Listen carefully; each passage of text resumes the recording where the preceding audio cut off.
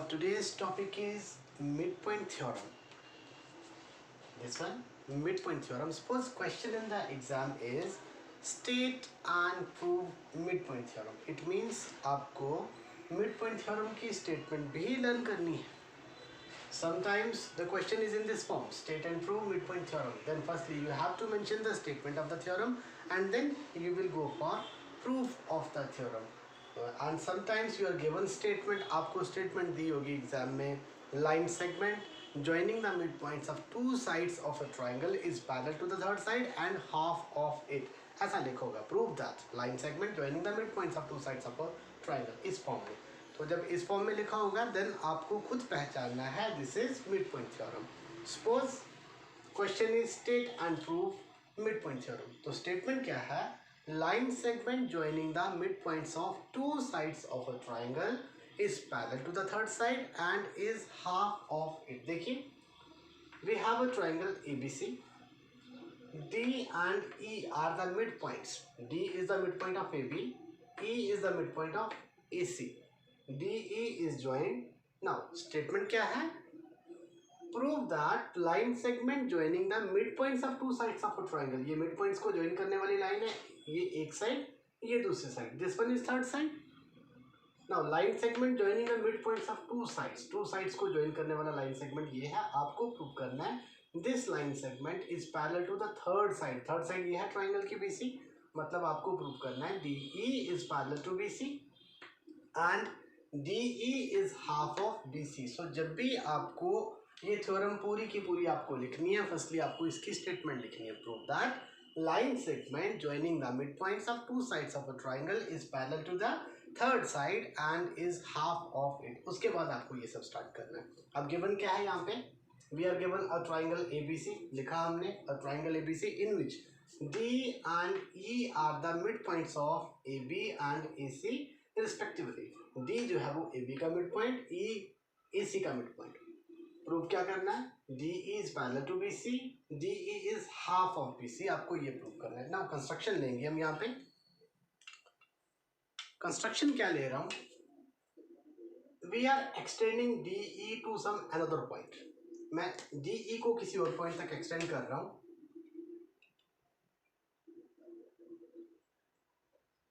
like this.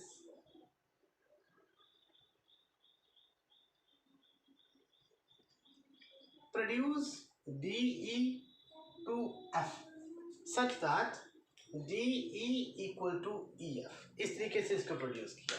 DE equal to EF. So mention करेंगे ये produce DE to F such that DE equal to EF. This one DE equal to EF. Then आप ये भी लिख सकते हैं and join CF. CF को भी join किया and join CF. CF को join करेंगे हम. ये भी कंस्ट्रक्शन में है.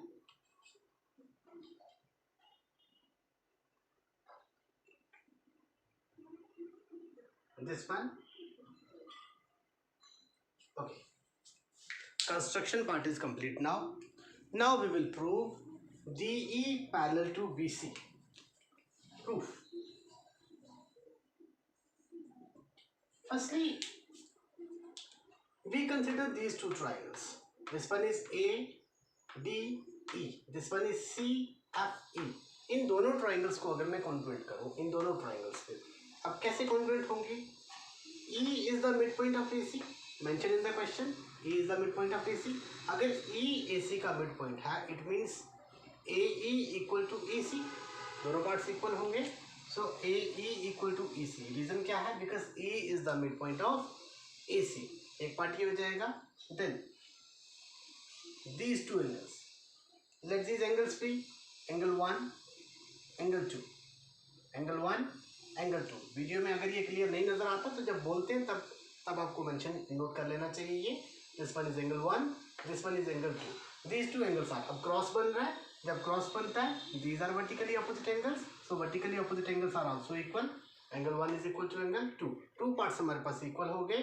देन नेक्स्ट पार्ट के लिए अगर हम और कोई पार्ट यहाँ पे लेते हैं, what is given here, triangle. आपको प्रूव क्या करना है, line segment joining the mid points of two sides of a triangle is parallel to the third side. इस ट्राइंगल में डी ई साइड और इस ट्राइंगल में ई एफ साइड, ये हमने बाय कंस्ट्रक्शन इक्वल ली है, सो हमारे पास 3 कॉरस्पॉन्डिंग पार्ट्स इक्वल हो जाएंगे।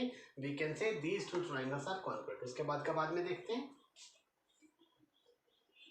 इन triangle which one, A D E and triangle C F E, in these two triangles, here AE equal to EC, AE equal to EC. The reason, E is the midpoint of, E is the midpoint of EC. This one is the reason. Then angle 1 is equal to angle 2. Reason, there are vertically opposite angles. मैंने short लिखा है तीनों को, D E equal to E F. Reason, by construction,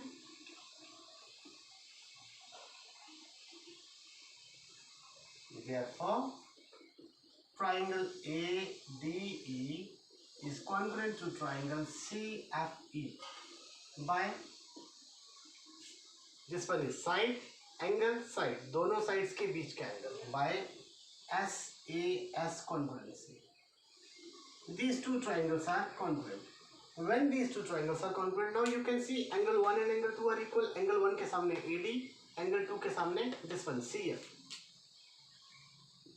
AD equal to CF. You can say corresponding parts of congruent triangles. And एक concept और हम यहाँ पे लेंगे, AE and CF are also equal. तो AE के सामने अगर यहाँ पे आप इस ट्राइंगल में एंगल ढूंढते हैं, जिस पर इस एंगल का नाम मैंने रख दिया, कुछ भी ले सकते हैं आप, या फिर आप ये देख रहे हैं AE के सामने आपके पास ये एंगल आ रहा है, DE और EF इक्वल है।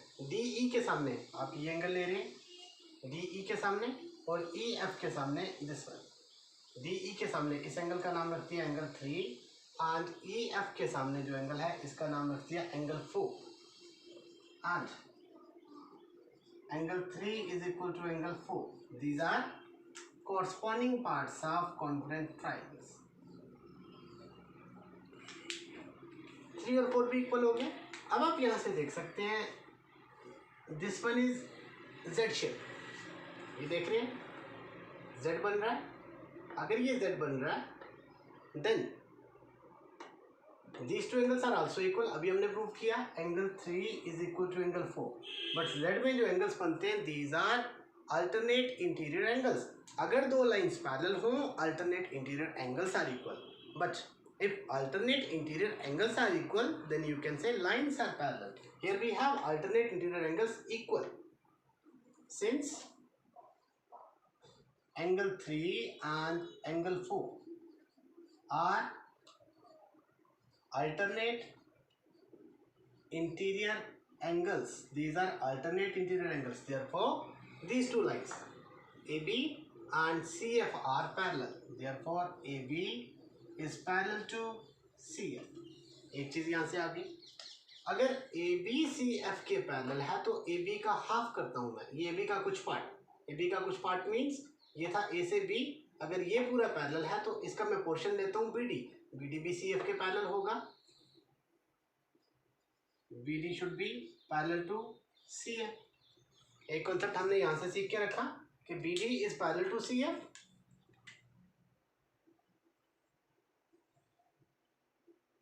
एक और कॉन्सेप्ट में ले रहा हूँ यहाँ पे, अभी हमने प्रूव किया AD इक्वल टू CF, अभी हमने लिया AD इक्वल टू CF। इसी के बाद में नेक्स्ट लाइन में we know AD and BD are equal because D is the mid point. अगर D मिड पॉइंट है तो AD और BD दोनों इक्वल होंगे, तो मैं AD की जगह BD लिख सकता हूँ। Because AD equal to BD। तो मैंने AD की जगह क्या लिखा, BD इक्वल टू CF। हमने ये प्रूव किया BD इक्वल टू CF, हमने ये प्रूव किया BD parallel to CF, BD equal to CF, BD parallel to CF. It means in the last video we have already discussed if one pair of opposite sides of a quadrilateral is equal and parallel, BD equal to CF, BD parallel to CF, then the quadrilateral is a parallelogram. यहाँ से आप कहेंगे this one BCFE, BCFE is a parallelogram. अगर ये parallelogram है, एक pair तो parallel था, दूसरा पेयर भी पैरेलल होगा। Second pair means DF parallel to BC, DF parallel to BC। आप मेंशन कर सकते हैं opposite sides of parallelogram, these are parallel. Now अगर DF पैरेलल टू BC है, ये DF DEF parallel to BC, DF is parallel to BC। तो मैं DF के एक पार्ट की अगर मैं बात करूं, अगर DF BC के पैरेलल है तो DF का जो पार्ट होगा DE ये भी BC के पैरेलल होगा। DE is also parallel to BC, यहीं से मैं लिखूंगा DE is parallel to BC. So one part of question is proved. We just proved DE parallel to BC. अब हमें प्रूव करना है DE is half of BC.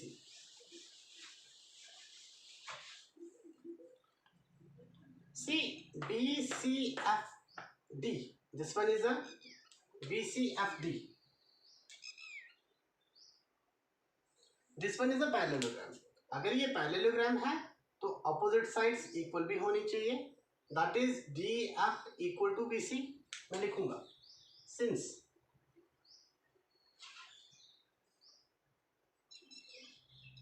Opposite sides of parallelogram are equal, हमेशा equal होती हैं, therefore DF should be equal to BC। DF और BC equal होने चाहिए। अब DF के दो पार्ट हैं, DE प्लस EF। DF को मैं लिखूंगा DE plus EF equal to BC। मैं दोनों बार DE लिख रहा हूं, DE प्लस EF की जगह भी मैं लिख रहा हूं DE। रीजन क्या है? Because DE and EF are equal. Reason दे सकते हैं आप, DE is equal to EF, so दोनों बार DE लिखा, DE plus DE, it becomes 2 times DE equal to BC, then DE 2 times DE means 2 multiply DE, so dividing both sides by 2। अगर मैं दोनों side 2 से डिवाइड करता हूँ, यहाँ 2 से डिवाइड करता हूँ, ये कैंसिल हो जाएगा, यहाँ 2 से डिवाइड करता हूँ, it becomes 1/2 BC, DE equal to half of BC। यहाँ हमने किया DE parallel to BC, then we prove DE is half of BC। Line segment joining the midpoints of two sides of a triangle is parallel to the third side and is half of it. This is your midpoint theorem. Very important concept. This concept is to be used in next exercise. Next exercise के almost हर एक question में we are going to make use of this concept. Now we will solve converse of midpoint theorem. See.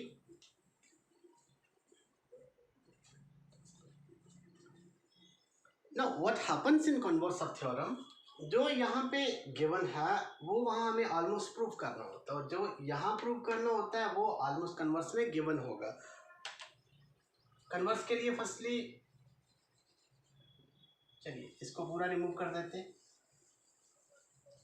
इसको भी कर देते हैं।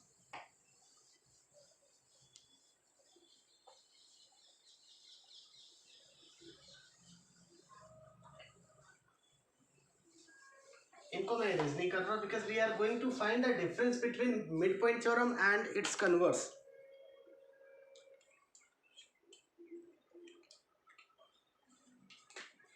Have to we have a triangle, same triangle.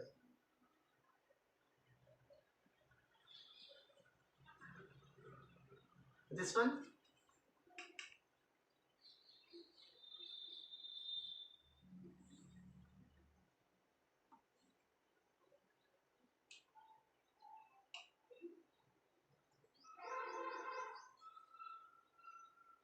we have a triangle, we have 2 points here.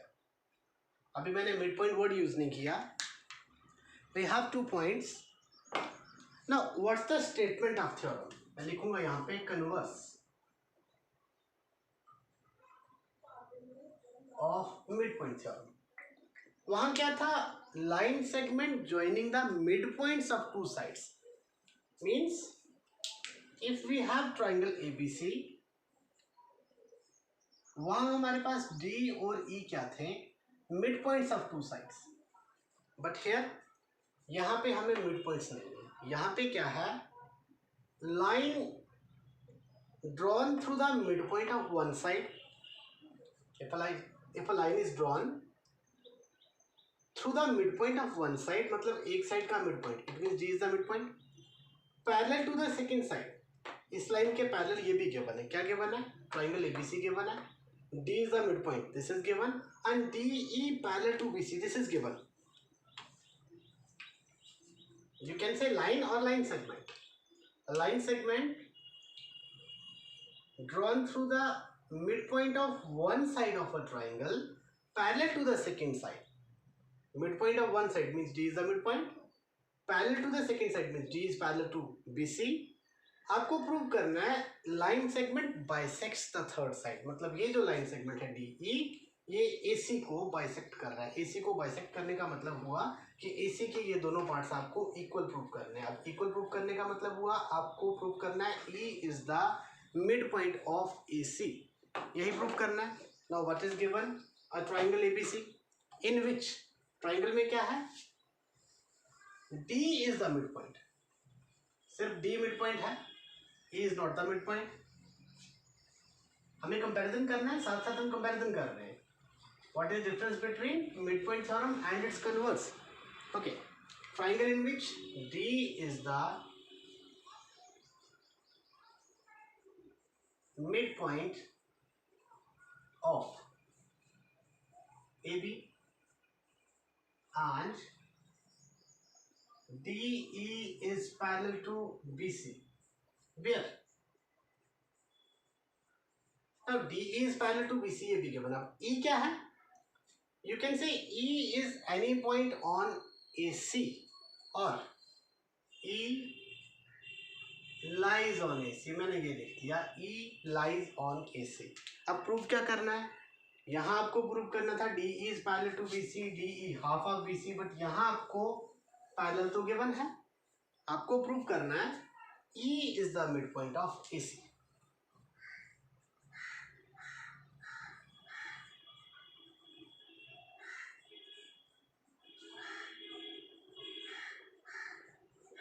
ये proof करना है. No need of construction, we will go for proof. In mathematics, sometimes we come across such situations in questions where we don't have mathematical proofs. हमें mathematical proofs इतने ज़्यादा नहीं मिलते. जैसे अभी हमने प्रूफ किया था DE plus DE equal to BC, 2DE equal to BC, then DE equal to half of BC. Every time this is not possible. कभी कभी हमें कुछ assumptions लेनी पड़ती हैं. That is we have to assume by ourselves.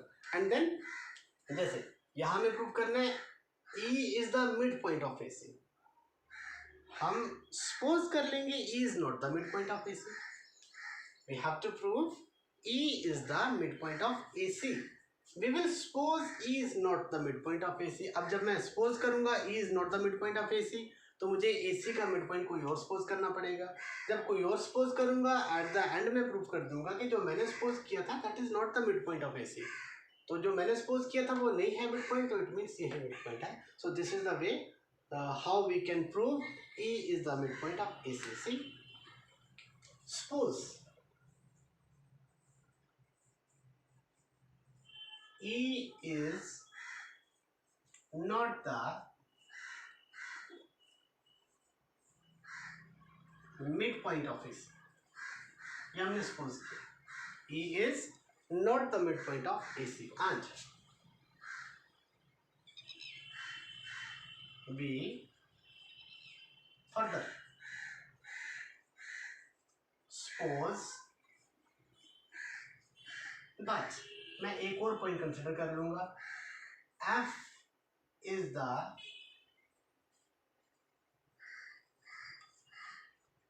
midpoint of AC. मैंने suppose किया E is not the midpoint of AC, साथ में सपोज किया F is the midpoint of AC. यहां मैं एक पॉइंट ले लूंगा F, दिस वन.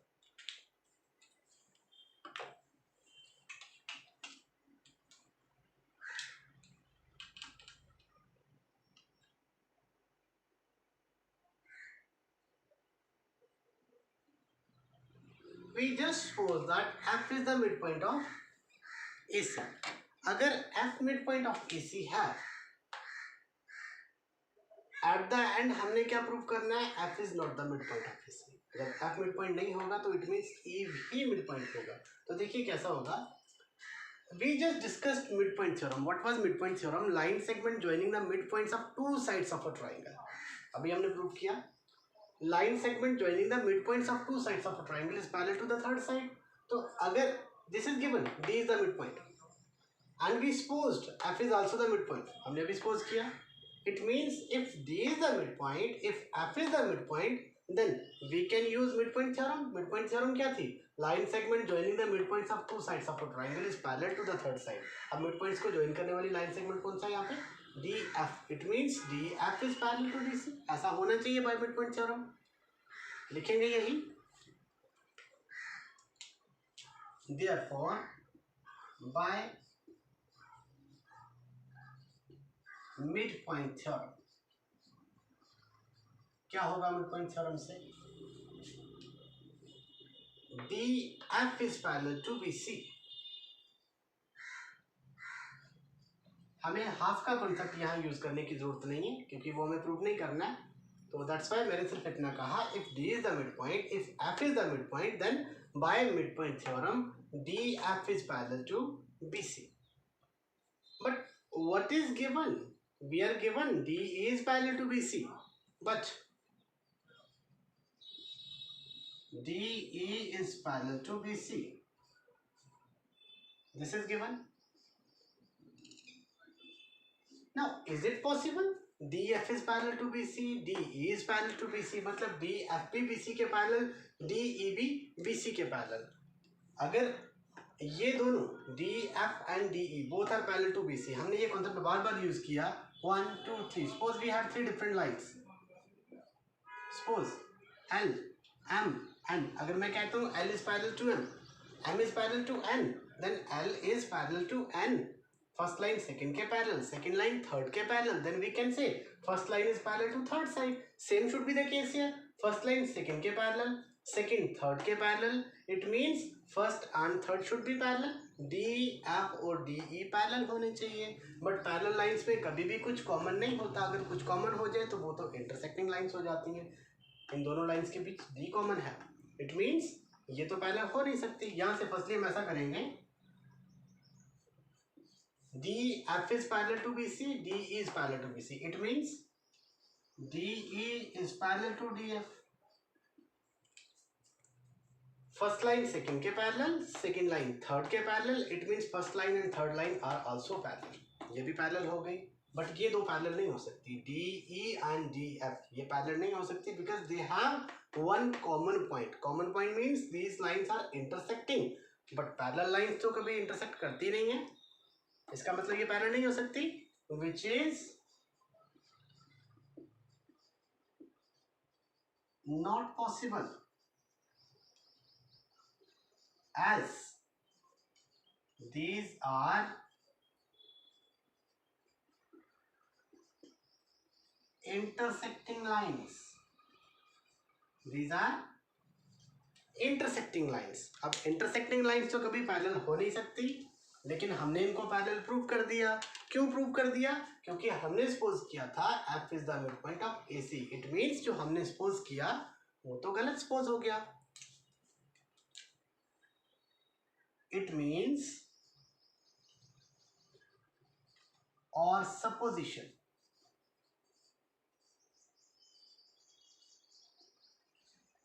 हमने क्या सपोज किया था? f is the midpoint of AC. That f is the midpoint of AC is wrong. हमारी सपोजिशन गलत हो गई। जो हमने सपोज किया that is proved wrong here. It means जो हमने सपोज नहीं किया था, हमने सपोज किया था f is the midpoint of AC, ये तो गलत हो गया। It means f is not the midpoint of AC. अगर f midpoint of AC नहीं है तो AC का midpoint कौन है? E. हमने जिसको not लिखा था वो midpoint है, हमने जिसको midpoint लिखा था that is not midpoint। ये मैं अभी प्रूव किया। f is the midpoint of AC is wrong, ये सपोजिशन wrong हो गई। Hence E is the midpoint of AC. This is converse of midpoint theorem. Converse में क्या था? Line segment joining the midpoint of one side of a triangle parallel to the second side bisects the third side. Third side जो है वो bisect हो रही है. It means this point is the midpoint of third side. That is E is the midpoint of AC. ये हमें prove करना था and we proved the same. Thank you.